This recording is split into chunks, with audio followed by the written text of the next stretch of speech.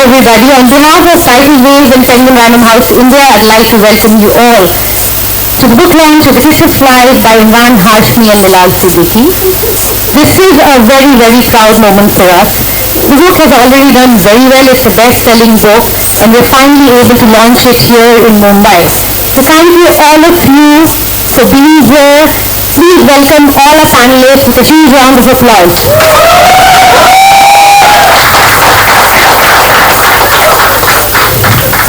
This event is also super, super special because we have the real hero of the book, Ayan, here to launch the book with us today.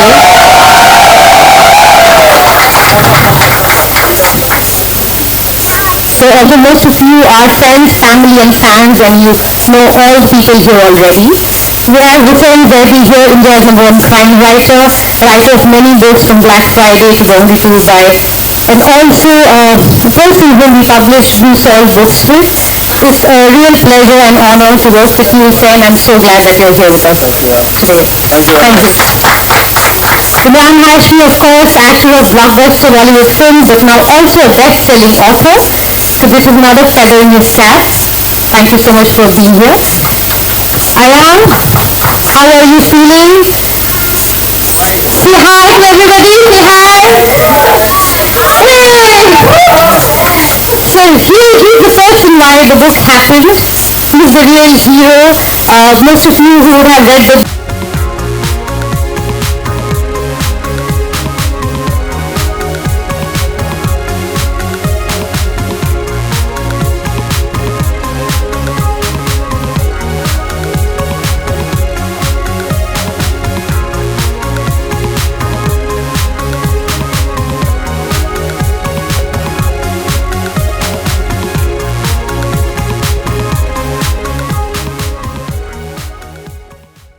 So now we're going to find out more about the book, the making of the book, and for that I'm going to request Hussein to moderate the discussion for today's evening. Over to you, Hussein. Universe inside him.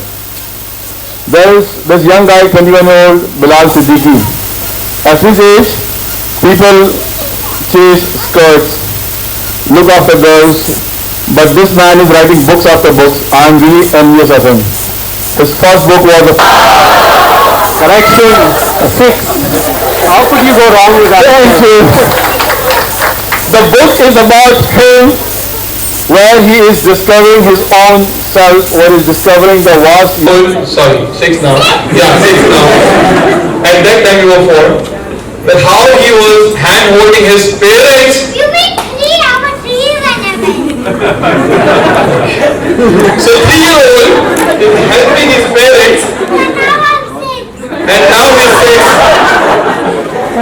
To learn the deeper meanings of life, and how Emraan himself had so many persisted that he gathered so much from his own child, the way he was maturing, the way he was handling first the very difficult traumatic surgery, and then after that chemotherapy, sessions of chemotherapy, and how he was losing his hair.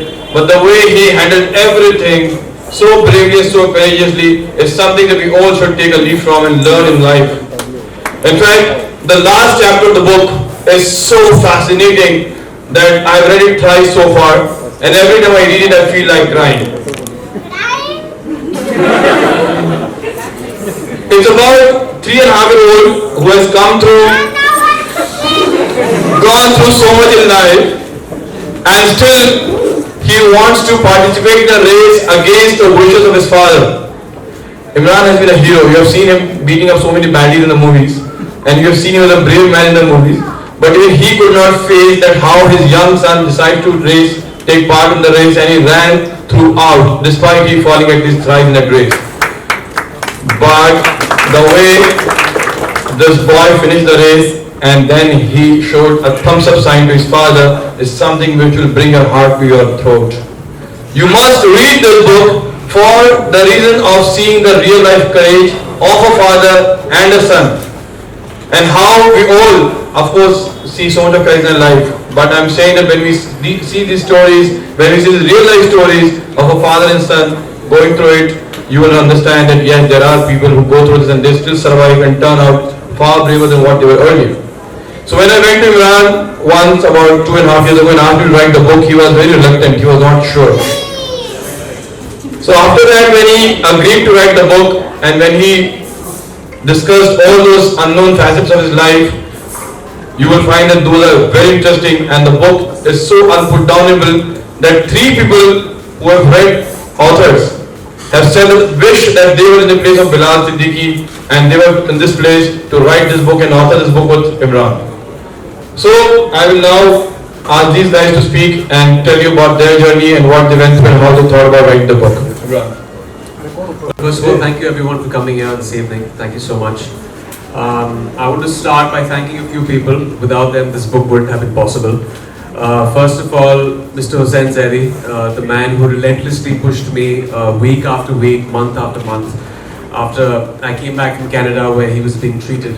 And I remember what Hussain told me. He said that, you know, you've been through this as parents, this information that you've had, that you've got on your side. If one family, if one parent, if one child fighting cancer can have this information on his or her side, it will be battle won for all of them and for you. And also Bilal, you know, my partner in crime, I wouldn't have been able to do it without him. He really pushed me dig down into those painful memories back in 2014 in January and document them in this book. So thank you, Bilal.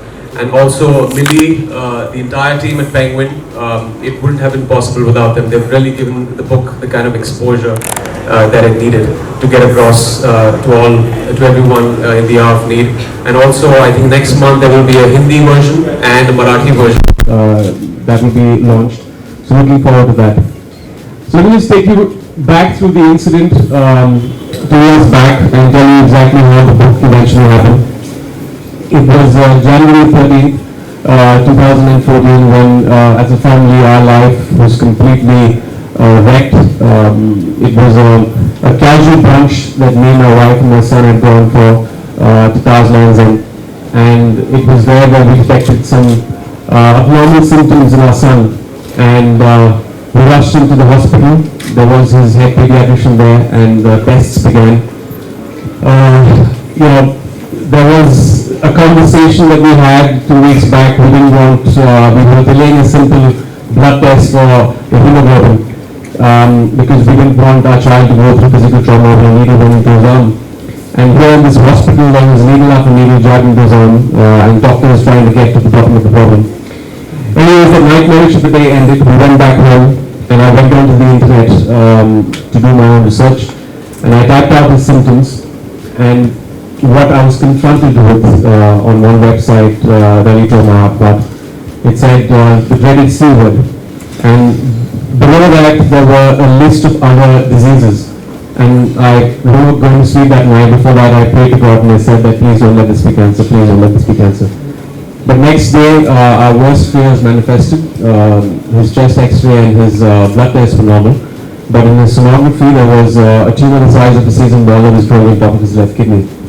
And I remember seeing it on the sonography machine, this dark grey haze. For those of you who don't know what that is, that's a Wilms tumor. It's a very rare case of kidney cancer that happens to a minuscule percentage of kids. Of all pediatric cancers, roughly around 2 to 3%, and he happened to be part of that unfortunate percentage of kids. If you've had someone close to you being diagnosed with this disease, you know what the next couple of weeks, months, and possibly years are like. You're hearing things like staging, pathology, chemotherapy, remission, radiation, and it was very frightening for us back then because we didn't know the staging of the cancer, and even these cancers are divided into 2 subgroups, which is favorable and unfavorable. God forbid a child has unfavorable, the chemotherapy does not work. But God was, I guess, very kind. In the next week after the surgery, we realized it was a favorable cancer. And we as parents and family, we fought hard for 7 months. We lived in Toronto for his treatment, chemotherapy. And through this entire phase, and this is how the book actually started, somewhere it started seeding in my mind, that there was this fear in me, and there's a fear that in most of cancer patients and parents, a fear that when the chemotherapy is being administered, you feel the job is being done and something is fighting the disease. But what happens once that stops? Doctors and oncologists didn't give me the right answer. They didn't give me the answer I wanted to hear. They told me that, take the chemotherapy, fingers crossed it won't come back. Because there is recurrence in cancer, there is a 5-year survival rate. So I started doing my own research, and turned out some great information which was going to help us out was that roughly 90% of cancers were lifestyle related, and a small percentage of cancers were genetic, which means that we could have fought this, we can fight it, and there are a lot of things that come into play. There is obviously lifestyle is what, when you come to cancer, when you come to terms with why cancer happens. The air we breathe, the food we eat, the water we drink, the stress levels, all of this contribute to an abnormality in the body. And we put Ayan on a very, very good diet. He's probably the only 6-year-old who has a vegetable smoothie. I can't have it. So he really, I guess, worked his way himself to cure himself of this disease. And, it's statistically they say that roughly by 2030 there will be 4 in 5 people who have cancer. And that's a very alarming rate for our country. That means probably everyone in this room at some point of time with our given diets and lifestyle are candidates to get this disease. So I felt once Hussain came to me and Bilal came to me and they said that you have to get this information out to people, and if it touches one life and gets the information to them, it will be a great accomplishment. And this is not just for cancer patients, this is for people for prevention. Because even we as a family felt that this can never happen to us. Cancer is something that happens to someone else. But I have news for you, it comes knocking on your door without a warning, and sometimes it gets very late. So I would advise everyone to go out and read this book. We have put the last 3 chapters, which are about what you can eat and what you can avoid to reduce the probability of getting this disease. Something that oncologists will not tell you. I have nothing against them. They have saved my son's life because chemotherapy was given to him. But the fact is that food does not come into their domain. It cannot be patented. So that's why pharma companies will never say, if you have curcumin, for example, it can help you fight heart disease and cancer. So all these things have been documented in this book. So I hope everyone gets to read it. And over to Bilal. I think exactly or slightly over a year ago at this very place we had launched my book, and exactly the 3 people. Today we have a little addition, and that's Ayan. Because of whom this book is possible. I think Ayan serves as an inspiration to pretty much everyone out here in this room. He's so cheerful, he's just like the coolest kid you can be around.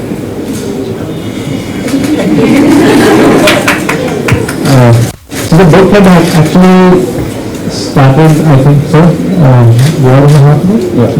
When someone actually met him and discussed it, and after that I think they decided that I'm fit to write the book, which was a big,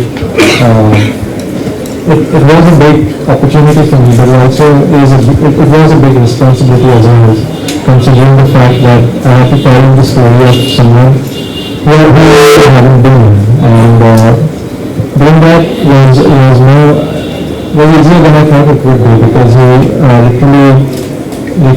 was pretty cooperative. He would tell me almost everything in detail. Even if I missed something else, he would relive that moment, and I would actually see him choking up at certain instances, because it just can't be easy having to go through all of that all over again. So I think it's a it's a great thing that is done by getting this book out, and sharing the experience is something that not everyone will be open to speak about, but not just experiences, but also certain things that came across which I felt was needed or was imperative to document in the book.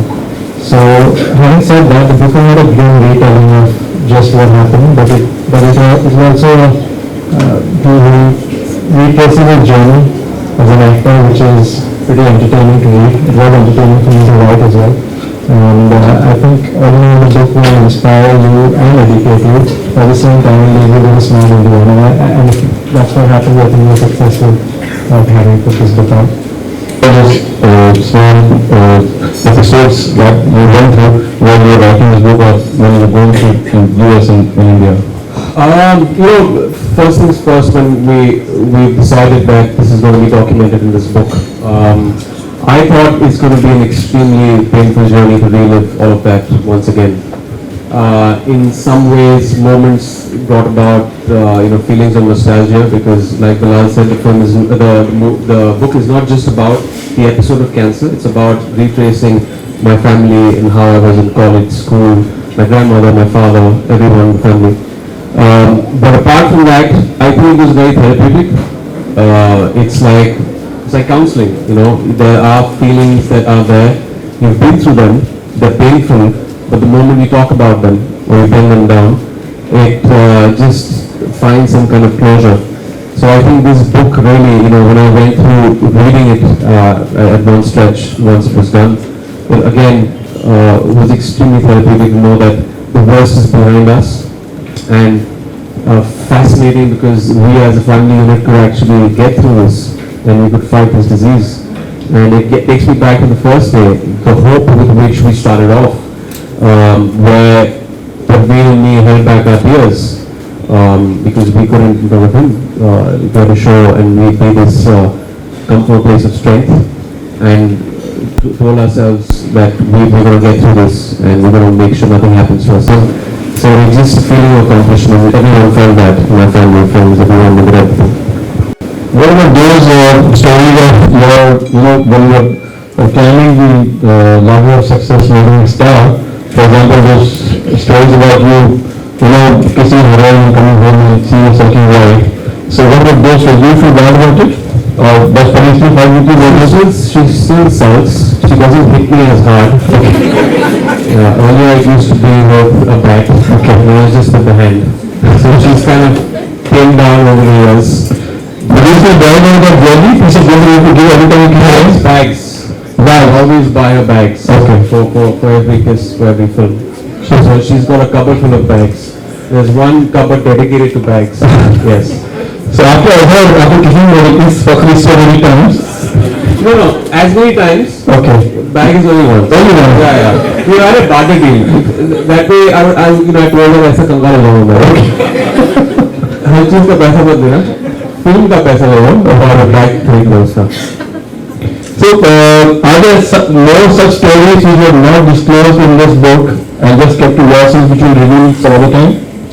Hussain, this takes me back to a discussion we had in my van a month back, where I thought we were joking, but we were actually serious. I said that Hussain actually came up and said, Imran, this book is doing so well, and clearly I want to tell you to write another book. I was like, I have no experience to share right now. I just shared this, the biggest experience in my life. And Hussain will tell you, first the title of the book that we want to be right now. Please tell me the title of the book. Let's see, it's a good one. It's great when we do it. It's about, just at least 7 words about you. You want to do this. I think that's the title, no? Title of the title. How big I am. I might act as a smooth guy on screen. But if you ask my wife, Yeah, he proposes right now, let's see, can we, something of that. by the way, I got rejected like 3 times. So that's the love move for you. I think I'd make a disastrous book. But imagine if he, despite being such a hopeless romantic, is known as serial killer everywhere, and those movies that he has not killed has been really flop. Example, Shanghai. What other movies are there? Thankfully, some films where I have not kissed also have flopped. So, Punjab kissed also have flopped. Okay. So, there's the equations are balanced over. And I'm not writing that book. That's okay. Imran is not alone this time, I guess. But when I thought he could be successful in love video if he wants to write that book. I didn't think about it. Yeah. I think I'll actually give it a thought. So guys, there's any question now, we can ask questions from Emraan and Bilal. Firstly, I'd like to admit that I'm the biggest Emraan Hashmi fan maybe in the country. So much so that my engagement was Emraan Hashmi based theme. So Pretty convenient. I'm assuming things now about the engagement. based on I'm making visuals in my head. It was based on your songs. So Okay. I'll stick to That's the good. theme of this event. So I'd like to ask you, you were been through this crisis journey, and what are the things you learned about yourself as an individual in this journey, and what are the positives which you could draw from this experience? You know, that was the hardest chapter to pen down because I didn't fully know how it had changed me, and it took a lot of time. It took me roughly 2 months. I was shooting for Azhar in London, and then I kept thinking about it because it's like any crisis, any trauma, death changes you. A trauma like this in your family changes you, and you don't fully understand or comprehend how it's changed you. But when I realized it, I started telling it down, and it was actually going back to a race that my son ran, and we didn't want him to run that race because he just come back with chemotherapy and he was very frail, and there was going to be sun there with the mud there, and we thought he was going to fall sick because his immunity was low, and something miraculously happened. Something, it was not short of a miracle because when he started running the race, he was very frail. He took 3 steps and he fell hard on the floor, and he got himself up and he ran as fast as he could. He ran 5 steps and he fell again. He got up again, he ran, and he finished that race. And I remember the visual of him turning around over his shoulder. He smiled at me and he put his thumbs up.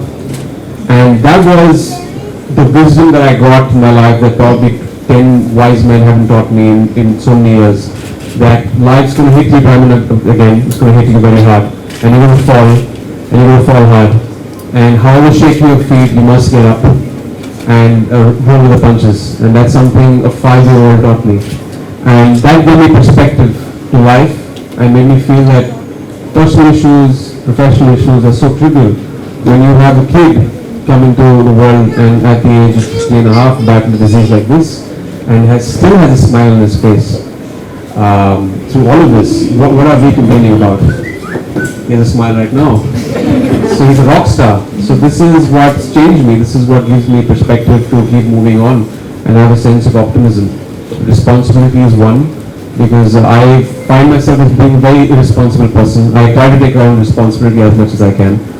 Having a son has changed that. That has given me a certain responsibility to act and behave in a way that he will aspire to be someone like me and be a role model for him. So that, to a certain extent, has brought me a kind of responsible part of me. Truth is, I don't know what he's doing right now. I think he's taking the time. It's a fantastic book, and we have seen the actor's journey and the father's journey. How difficult or easy was the author's journey for something that you may not have felt yourself, you are a father yet. So how was it to encode and decode and present it so beautifully? That's one of the first things that came to my mind if I took this project on. The fact that I'm not a father, and also I will probably never be able to understand what he went through, because it is a complex, there's not one particular emotion you're hit with when you hear something like that. It's what I pretty much had to rely on was the sensor and his Emraan sir's accounting of what happened, and from there I had to actually get into his head, and luckily he narrated the incident to me as many times as was needed until I got it just right. And even if I did falter at times, he did rewrite that portion. And as a person, it has certainly changed me a lot, the way I look at life now, the way I learn to take the small things. I learned not to take the small things for granted. The way I don't know, my food habits haven't changed much. I still have 5 Cokes, I have 2 now. Unless I'm in the table, make it count. Then I have 1. And so, yes, it was a complex book to write, and I know this is just my 2nd book, and even if I write 10 more, none of them will be as special as this one was. So, in that sense, yes, it was quite a journey. I'm grateful it happened. Thank you.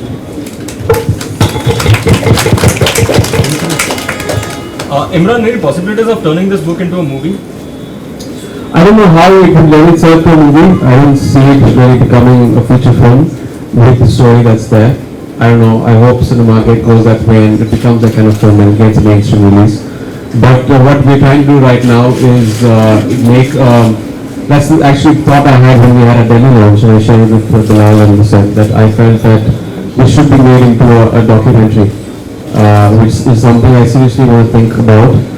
Because when I came down to talking to a lot of people here and seeing the case studies of people who've been treated with of cancer with the conventional treatments here, and also there's a holistic way of looking at things, there's an alternative way which is not mainstream.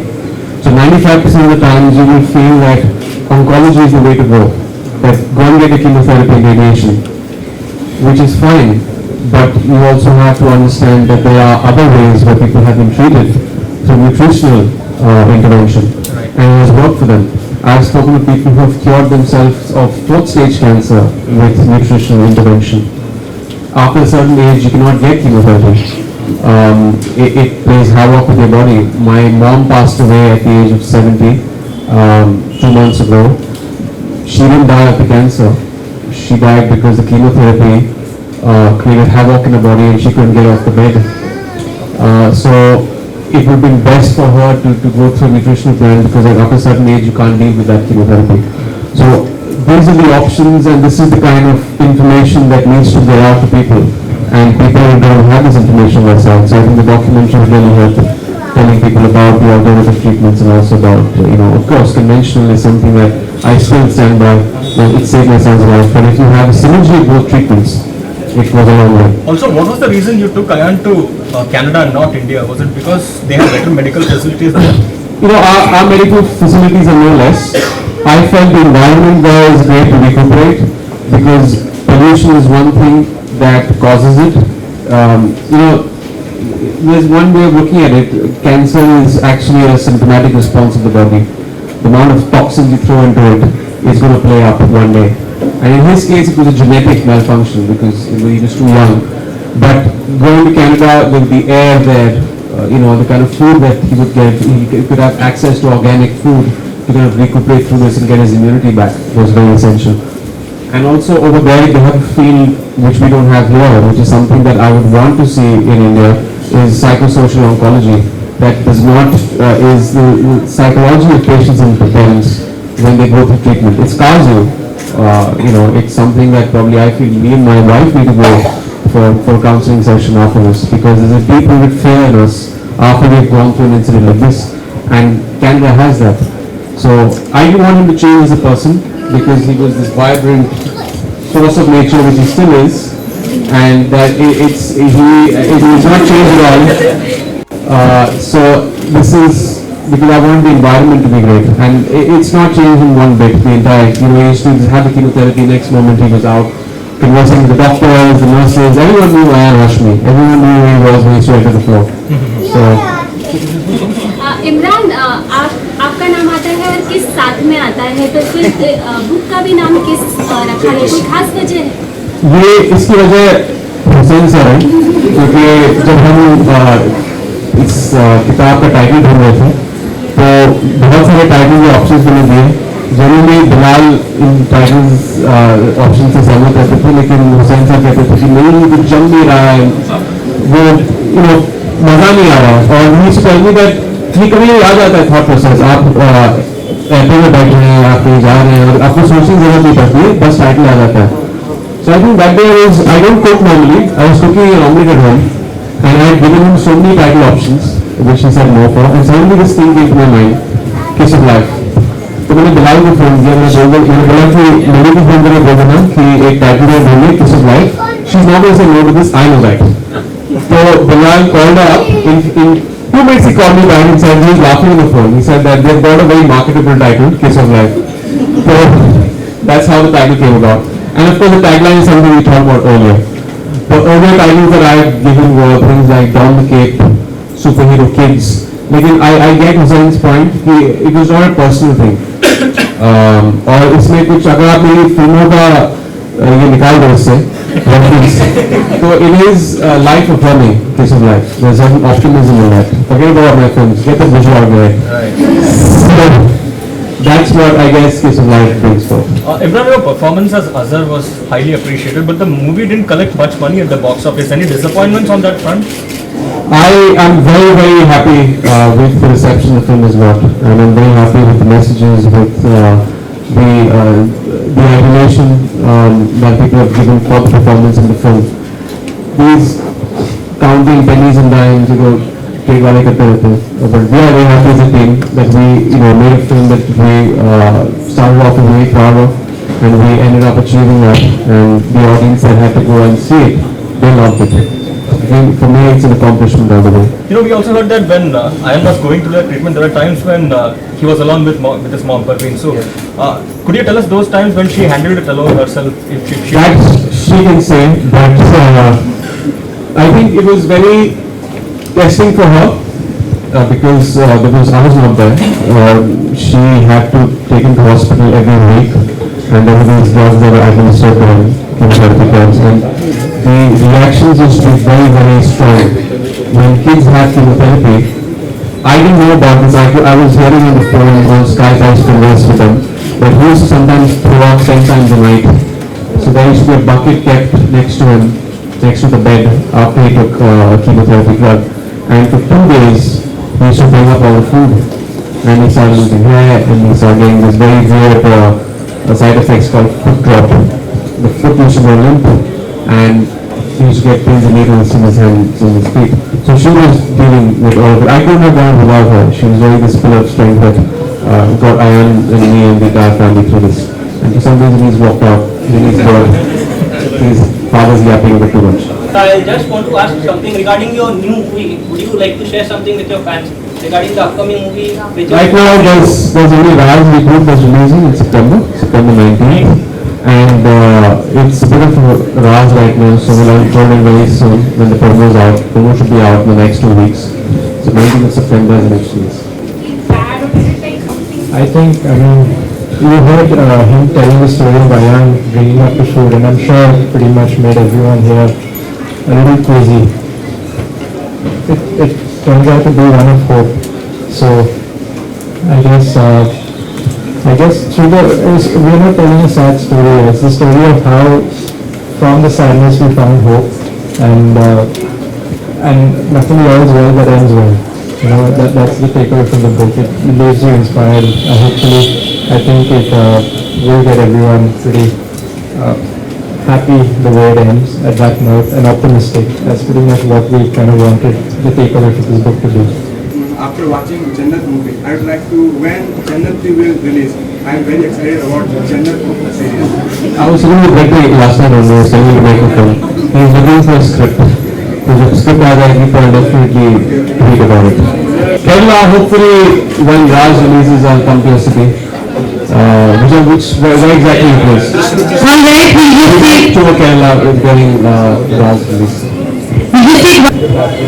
Yeah, I know I'm missing it. You might see benefit in Raj. I know. You might see benefit in Raj. So I'm getting back to that again.